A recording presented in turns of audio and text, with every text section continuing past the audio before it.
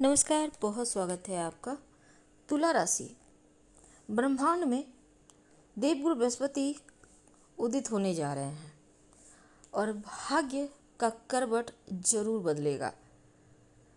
देखिए, 9 जुलाई से एक ऐसा समय शुरुआत होने जा रहा है जो आपके भाग्य को पूरी तरह से बदल देगा। तो देवताओं के गुरु जब उदित होंगे तब आपकी लाइफ पर इसका प्रभाव, लेकिन 15 मई 2025 से देवगुरु बृहस्पति आपके अष्टम भाव को छोड़कर नवम भाव भाग्य स्थान में प्रवेश कर चुके हैं और मिथुन राशि में ही देवगुरु बृहस्पति उदित होंगे, यानी नवम भाव में। तो भाग्य का साथ तो मिलेगा ही उदित होने से।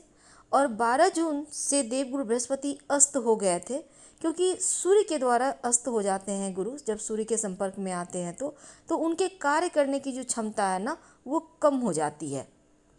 तो क्या होता है, भाग्य का साथ बहुत हद तक नहीं मिल पाता। लेकिन अब एक सुंदर बेहतरीन वक्त और संयोग भी, क्योंकि देवगुरु 6 जुलाई को ही उदित हुए हैं, पर पूर्णतया उदित वो 9 जुलाई से हो रहे हैं। तो 9 जुलाई को देवगुरु जब पूर्णतया उदित हो जाएंगे तब भाग्य का यहाँ से साथ मिलेगा। अब देखिए, किसी भी कार्य को लंबे समय तक आप करते करते जो थकावट आपके अंदर थी, जो आप को लग रहा था जैसे अब बहुत थक गए, काम हो नहीं पा रहा, बहुत मुश्किल हो रही है, एक बार फिर से आप जीवित हो सकते हैं, पुनर्जीवित करने वाले हैं। यानी आप में प्राण अमृत तत्व की वर्षा करने वाले हैं देवगुरु। तो स्फूर्ति आने के साथ आपके अंदर कार्य करने की क्षमता भी बढ़ेगी। अब देवगुरु बृहस्पति अतिचार गति से चल रहे हैं, 18 अक्टूबर तक चलेंगे। तो यानी एक साल जो जब उनकी गति है, एक साल में जब वो राशि परिवर्तन करते हैं तो वो गति अब उनकी घटकर 4 से 5 महीने की ही रह गई है। तो बृहस्पति यहाँ पर उदित हुए हैं और यहाँ पर से ये दोहरा गोचर है, क्योंकि शनिदेव का भी प्रभाव और देवगुरु बृहस्पति का दोनों का प्रभाव साथ चलेगा। कैसे, ये तो हम जानेंगे ही, साथ ही जानेंगे देवगुरु बृहस्पति की दृष्टि का प्रभाव आपकी लाइफ को कितना बदलेगा। और ये प्रेडिक्शन चंद्र राशि पर आधारित है। तो समझते हैं, देवगुरु बृहस्पति जो हैं वो आपके नवम भाव में उदित हो रहे हैं और भाग्य का यहाँ से साथ मिलना आपको शुरू होगा, भाग्योन्नति होगा, भाग्य का सपोर्ट मिलेगा। अब जो कार्य आप बार बार उलझ रही थी, विलंब हो रहा था, अनावश्यक रुकावट हो रहा था, वो कार्य बनेंगे। और सबसे ज़्यादा इस समय साथ आपको मिलेगा नवम भाव का जागृत होने से लंबी दूरी की यात्रा होगी। आप अगर विद्यार्थी हैं, पढ़ाई लिखाई को लेकर खासकर आप घर से दूर जाकर पढ़ाई कर सकते हैं, गुरु का वरदान आपको मिलेगा। नवम भाव में स्थित है तो धर्म कार्य की तरफ झुकाव बढ़ेगा। घर में कोई धार्मिक कार्य हो सकते हैं, पिता का साथ मिलेगा और पिता के साथ कोई काम करते हैं तो आपका विशेष रूप से सफल रहेगा।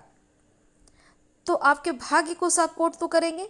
अब देखिए, एक और प्रभाव है देवगुरु बृहस्पति की जो 3 दृष्टि, 5वीं दृष्टि जो है आपके लग्न पर पड़ेगी तुला राशि वालों। अब तुला राशि शुक्र की राशि है, लेकिन देवगुरु बृहस्पति की दृष्टि है यहाँ। तो ऐसे में क्या होगा कि अब बृहस्पति की 5वीं दृष्टि तुला राशि पर, 7 नंबर की राशि है तुला राशि, हालांकि शत्रु राशि है, शुक्र की राशि है। तो लेकिन एक बात समझ ले कि देवगुरु बृहस्पति की कृपा बरसेगी, उनकी दृष्टि में अमृत बरसता है, तो पहले भाव से संबंधित जो फल है उसकी शुभता को बढ़ा देंगे। आपका व्यक्तित्व तो बेहतर हो जाएगा, आप एकदम से, आपका ज्ञान बढ़ेगा, रुतबा बढ़ेगा, आप हर जगह छाए रहेंगे, तो कॉन्फिडेंस लेवल बढ़ेगा, हर कार्य में उत्साह दिखेगा, कार्य आपका बनने लगेगा, कार्य की प्रगति जो रुकी हुई थी अब एक बार फिर से होने लगेगी। जो स्वास्थ्य की मुश्किल थी, अब देवगुरु की कृपा से स्वास्थ्य की मुश्किलें समाप्त होंगी, क्योंकि देवगुरु की दृष्टि में अमृत बरसता है और ये अमृत हर मुश्किल का समाधान निकालेगा। अब देखिए, गुरु की दृष्टि सौभाग्य देगा और इस सौभाग्य से ज़्यादा आपको मिलेगा ज्ञान।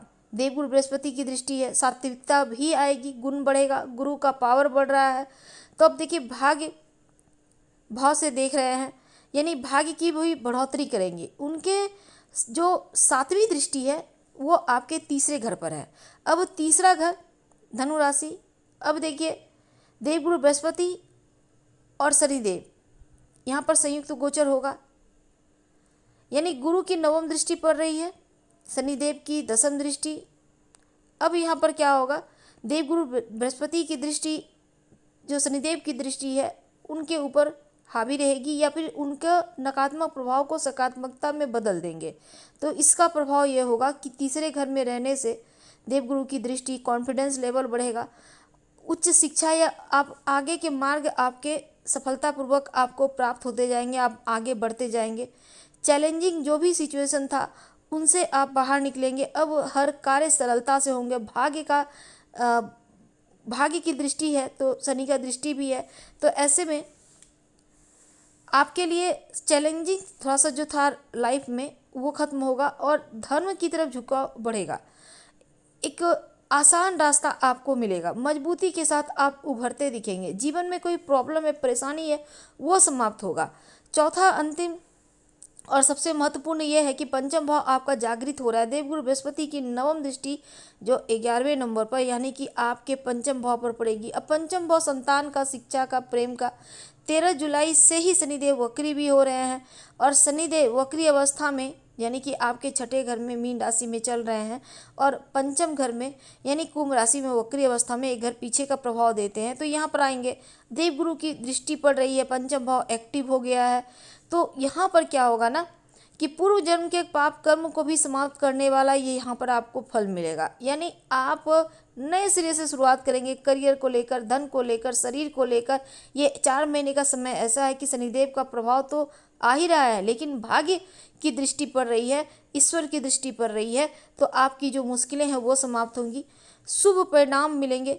आपके भाग्य को पूरी तरह से यानी आपका जो आपने लिखा कर आया है उसको भी बदला जा सकता है। ऐसा शुभ संयोग आपके लिए बना हुआ है। कर्मों का लेखा बदलने वाला है और शनिदेव के माध्यम से भी सपोर्ट मिलेगा। संतान प्राप्ति के योग बनेंगे, संतान का डेवलपमेंट होगा, उनके पढ़ाई लिखाई को लेकर कोई टेंशन थी वो खत्म होगा और एक बेहतर वक्त रहेगा। जो कार्य अटके थे वो कार्य बनेगा। जो विद्यार्थी हैं पढ़ाई लिखाई के मामलों में अनुकूल वक्त है। उच्च शिक्षा की प्राप्ति के लिए बढ़िया है, नॉलेज बढ़ेगा आपका। आप कहीं एडमिशन लेना चाहते हैं, 4 महीने का वक्त है। अनेक माध्यम से आपको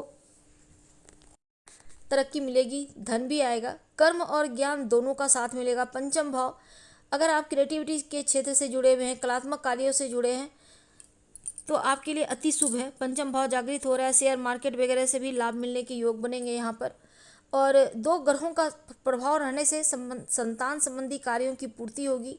साथ ही मन मस्तिष्क में जो अभी तक बहुत सारे डिसीजन आप ले नहीं पा रहे थे, हाँ ना की स्थिति में थे, अब आप डिसीजन भी लेंगे और वो सही भी होगा। शनिदेव गुरु का प्रभाव आना पंचम भाव पर बहुत ही शुभ है आपके लिए। आप जो काम करना चाहते हैं फोकस बनाए रखें, वो कार्य आपका पूरा होगा। उपाय क्या करेंगे? देखिए, आपने अगर गुरु दीक्षा ली है तो गुरु मंत्र जप करें, नहीं तो नमः शिवाय का जप कीजिए। शिव जी सबसे बड़े गुरु है, ब्रह्मांड के गुरु है, ठीक है। दूसरा, हल्दी का तिलक माथे पे, कंठ पे या कलाई में लगाना शुरू कर दें, हर मुश्किलों का समाधान निकलेगा। नज़र दोष वगैरह से भी बचे रहेंगे, इस बात का भी ध्यान रखना है। और आपके भाग्य विधाता शनिदेव हैं। ओम शनिश्चराय नमः रोज शाम में 5 बार जप कीजिएगा, क्योंकि शनिदेव की शुभता भी यहाँ पर प्राप्त होती दिख रही है आपके लिए, तो आपके लिए बढ़िया रहेगा। हम आपसे विदा लेते हैं। जानकारी अच्छी लगे तब लाइक कर, सब्सक्राइब करें, शेयर करें, कमेंट करें। धन्यवाद। हम फिर मिलेंगे।